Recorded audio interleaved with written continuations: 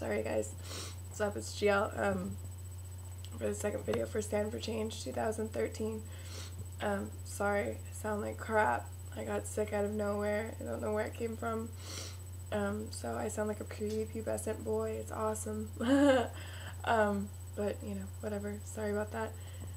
So yeah, I don't really know where to start. Holy cow, my hair looks terrible.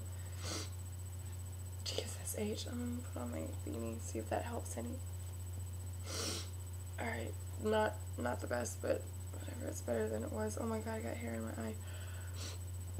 What a girl, Jesus. Okay, so anyway, I got a lot of emails from you guys, mostly about, I mean, it's very scary and it's gonna make me cry. So many of your emails have made me cry. It's so sad. Oh my god, I'm gonna get so emotional. Okay, so many of your emails have been about suicide, considering it, and self-harm and all that kind of stuff. And let me tell you that I've totally been there. Look at me, I'm crying. Oh my god. And I know how you feel, and I don't feel that way anymore, and I don't really know how I did it. I feel like it just took a lot of time, and that's what you guys need, is a lot of time. Oh my god, I'm so sorry.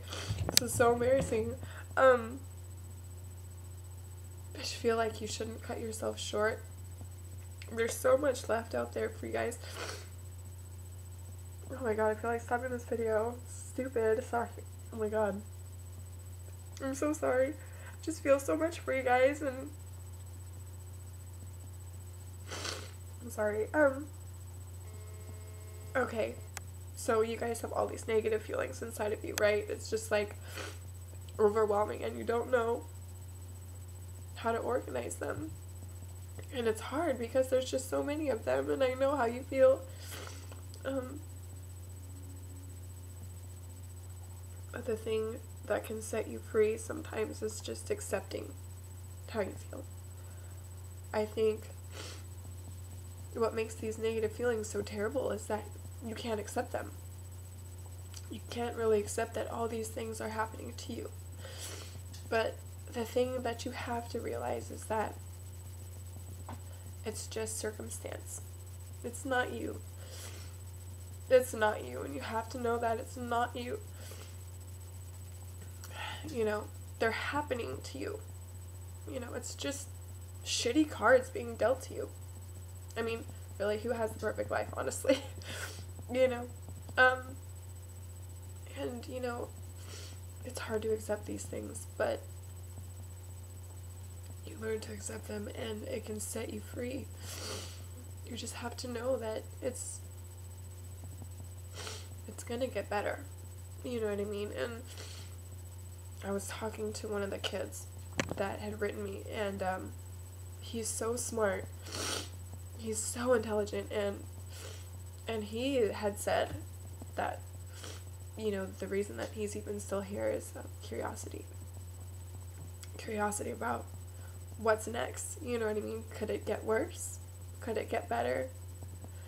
It's just his curiosity of what could tomorrow bring, you know, no matter how much he wants to do something permanent based on this temporary feeling that he has right now. He doesn't, because there's something in his mind that's still curious about tomorrow and what it's going to bring for him. And that's why he's still here. And you know what? I never was able to put it like that, but that's so true. It's so true that you got to stay curious about, you know, what's waiting for you, because I think we're all very aware that it's very possible that there is no heaven and there is no hell, and there is just blackness waiting for us after this life. I mean, I think we can all accept that, where you just cease to exist. It's like before you were born, you know, there's just nothing. And, you know, that's what kept me hanging on, was, you know, it's like, God, why would I want that to come any sooner than it has to already? You know, it's like maximum we get 80 years, and compared to the billions of years that the earth has existed, that's nothing. That's like a file off of a fingernail. And you know, it's just like, why would you just, I mean, why would you want that? Why? I mean, you know, ceasing to exist couldn't possibly be worse than what's going on with you. And I feel like, at least for me, I'd always get just imprisoned in my thoughts and things that have happened to me in the past and the things that I had gone through. And, you know, it was just about accepting that it wasn't me. And it took a long time to get there, a very long time to get there. And I think what helped a lot is I started keeping a journal when I was about 15. And I would keep it by my bed because the craziest things would start coming to me in my dreams, and I'd wake up and be like, oh my god, I gotta write that down. That was insane. So this journal, it's like I was talking to this kid that I told you about earlier. This journal is a hot freaking mess, I'm telling you. Like, you flip through the pages and it's like scribble and then really nice writing, and it's like 3-page stories and then just one quick sentence or two about a dream that I had, you know. But whatever I thought and whatever was coming to my head, it's like anything, I always wrote it down. I always wrote it down. And because, you know, I just felt like I didn't really have anyone to talk to, just like I said in my last video, because I always felt like I would be judged. And I was so scared and so embarrassed that I would get judged for just all this madness in my head. I thought I was crazy. And I kept that journal, and I always kept a list, and I would revise it every day back then when I was really, really, really depressed. I'd revise it every day, and it was just a list of things that made me happy. And it started out as just a few things, to be honest with you, very few, and every day I look at it, and I made a copy and I hung it on the back of my wall, and I look at it every day. And especially when I'd start getting really down on myself, I would just read it over and over and over and over. And it was very repetitive, it was very boring, but that's why I was like, you know what, I gotta add more to this shit, because it's getting boring and it's not helping me anymore. And so, you know, I'd read it more and more and add more things that made me happy, whether it was something that was happening at the time or something I remembered from when I was like 4 years old, or just a goal of mine, something that I wanted to do. You know, it was just, I wrote whatever I could down there that made me smile. And it really helped. And, you know, it started back then when I was 15 as a couple things, and now it's like 3 or 4 pages. It's awesome. I still have it. And now I look at it like once or twice a month. But I still do, just as a reminder. But I look back on that journal now, and it's like, there are so many scary things going on there. I just can't believe that I had felt the things that I felt back then. But you realize that it's poison. I mean, I see how poisonous these things were that I was feeling back then. And it's no wonder that writing it out and getting it out helped me, because it was just like spitting it out. You know, just spitting out all that negative shit. And, you know, and I think that getting that out is just like, you know, just so therapeutic for me. And I think that you guys should do that too. You know, all the stuff that I'm suggesting and I'm talking about, they're not factual. It's not based on any kind of like psychiatric anything that I've heard about or like learned about. It's just me. It's just me and what can help you, and it's just an opinion, and it's a 2 cents type thing, and if you want it, take it. If not, then don't. But I think that's what you can start with. It's just a journal. And you know, life, you gotta understand, it's just a series of moments, really. It's just a series of moments, and moments are so short. And it's like, some will pass really quickly, and some will take what feels like forever to pass, but eventually they will. And it's like I said earlier in this video, and I made a video like 2 years ago, you can't make permanent decisions based on temporary feelings. And permanent decisions, whether it being self-harm or, you know, suicidal shit, or taking your anger out on someone else in a violent way, you can't do it. You just can't. And you just gotta, you know, find a way that you can express your anger in a way that it's just going to be helpful for you, but it's not really going to hurt anybody else, especially yourself, okay? And so that's why I say a journal would be awesome. That that kid that I was talking to, actually, he kept one as well, and he said it helps him a lot. So, you know, hopefully you guys can do that. And God, sorry I was a total crying mess earlier. I just have been overwhelmed with everything that you guys have been saying to me. Sorry. That last video cut me off, so there's gonna be a break. I think it was like a sign, like, GL, cut it short, you're talking too much. So I'll just, you know, just say a few last things that, you know, they say that perfect doesn't exist and that, you know, no one's perfect, but I beg to differ. I think you're fucking awesome. I think you're perfect, and I think you're flawless. There's only been one of you made in this entire world, and that right there I think is an accomplishment in itself. You know, there's only one of you. I don't get to be you. That person doesn't get to be you. That person doesn't get to be you. You get to be you, and that's pretty fucking awesome. And that right there is just a trip in itself, and should treat you with respect and treat you with, you know, just care about yourself and give yourself a chance. Give yourself a chance to do everything that you want to do. And it's like I said in the beginning of this video, don't cut yourself short. There's so much left to look forward to and so much left to live through, and, you know, most of the time all this kind of crazy feelings and stuff, they happen to teenagers, but that's normal, you know. Teenagers are going through so many physical changes and mental changes. You're kind of finding yourself and you're trying to figure things out, and that's okay. That's fine. If you don't know who you are and you don't know what you want to do, and, you know, you don't know all the answers to your math test, don't be so hard on yourself. Nobody, you know, is expecting you to know everything and to do everything right, you know. Perfect is about being imperfect. I mean, I think imperfections are beautiful, and you just, you know, you gotta accept that, you know, you just gotta accept that imperfection is awesome. It's way, way rad, because, you know, you accept that and you use that as a tool to make, you know, the coming days much better. You know what I mean? You make them even better and better and better. If there was something that you didn't like about today, use that and go into tomorrow being like, I'm not gonna let that happen again. Fuck no, never, ever, ever again. And, you know, it's just like something as simple as, like, your hair wasn't falling right. I mean, look at me, I had to put on this stupid beanie. Fuck, you know what I mean? Like, tomorrow I'm gonna be like, well, I'm not gonna curl my hair that way ever again, so and I'll keep a beanie handy at all times. You know, so it's just something as simple as that, or as big as, you know, you're not gonna let somebody bring you down anymore at school. You're gonna stand up for yourself, or you're gonna avoid them or something, you know. Just every day, take what you've done that day, break it down into pieces, decide whether you like that piece or not. If you don't, take it into tomorrow and make sure you don't do it again. And that's it. I mean, it's pretty easy.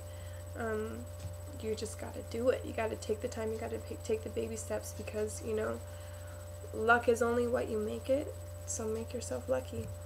Luck usually doesn't just fall into your lap. You just kind of gotta just make it happen, and, you know, just try your best to push through each day. And it's like I told that kid, you know, it's like moving on with life is like pooping, you know. Eventually you'll go, but it helps to give a little push. So, you know, just, it'll happen for you. It happens for everyone, and it'll happen to you. Just make sure you see it through, and you stick around, and you make sure that you know, make life your bitch, because you only get one shot at this, and then who knows what happens after that. So stick around. I'm rooting for you, and I know you've got a lot of people out there that are probably rooting for you too. And I just, you know, you gotta hang out. It would suck if you didn't. Had I not stuck around and gone through all the shit that I did, you know, I wouldn't have all these life experiences that I learned from and got stronger from. And the best thing about this whole thing is I got my son. I think that's the ultimate gift. I think that was whoever was in charge up there or around us or whatever you believe in, I think that was the gift of, like, here you go. You stuck it out. You did it. Here's this beautiful bundle of joy, and he's gonna love you with everything he's got, and he's gonna look at you like you're the only person that exists in the world, and he does. He totally does. And you know, it's like I totally wasn't a kid person before I had my son. I was like, oh, babies, God, no. They're cute, but stay away. I'll just have my cat, you know? Because I love my cat. It's like he pooped in a box, and he'd cuddle with me sometimes, and then other times he wouldn't really care about me at all. He never really pissed and moaned about anything. He was just there, and it was awesome. I was definitely a cat person. You know, and it was funny because I remember asking my fiance, I was like, when I was pregnant, I was like, Mark, you know, I feel kind of funny saying this, but what if I don't love our baby as much as I love Ben? Ben being my cat. And wow, really? So stupid. I've never been so wrong in my entire life. My son is my world, and whether it be, you know, having a child, or finally reaching that goal that you've, you know, had set in your mind for years and years, or, you know, like I said to that kid, marrying Megan Fox, or, you know, getting a job somewhere that you've always wanted to work at, or getting that house you've been looking at since you were a kid. You know, just keep your eye on the prize, and it'll happen. It'll get to you one way or another, but you just gotta make it happen, and you gotta stick it out. And I know self-harm, you know, I know that it can seem easy, and it is very easy to do that. Very easy. It's easy to get lost in doing that, and I can understand, because it's like when you're depressed and stuff, it's like it's all over your body from your head to your toes, and it's like you can't really pinpoint the pain. It's just there, and it's just manifesting in your entire body. It's not like you know, it's not like when you break a bone, you're like, ow, that hurts right there, and you can point at it, and you know, that's where the pain is, and you can get medicine and it can help, and there you go. It's not like that. Broken hearts and depression, it's not like that. And that's why it's so easy to self-harm, because you cut yourself, and it's like, there it is, that's where it hurts, and for a moment in time you're distracted, and you're like, oh, there it is, there's the pain, I know where it is, I could see it now. But you know what? That moment passes, it doesn't hurt anymore, and you're back to feeling like shit. Again, temporary solution, it's not worth it. You're ending up with these ugly scars, and it's just, it's not worth it. I can understand why, you know, been there, done that, but it's one day you're gonna pull out of it, and it's not worth it. It's really not worth it. So just try to refrain. Go on a walk or something. You know, when you exercise, it releases endorphins in your body, and it gives you a natural high. Now that's a fact, actually. You can Google or ask Jeeves that shit, because that's a fact. And it just makes you feel really good.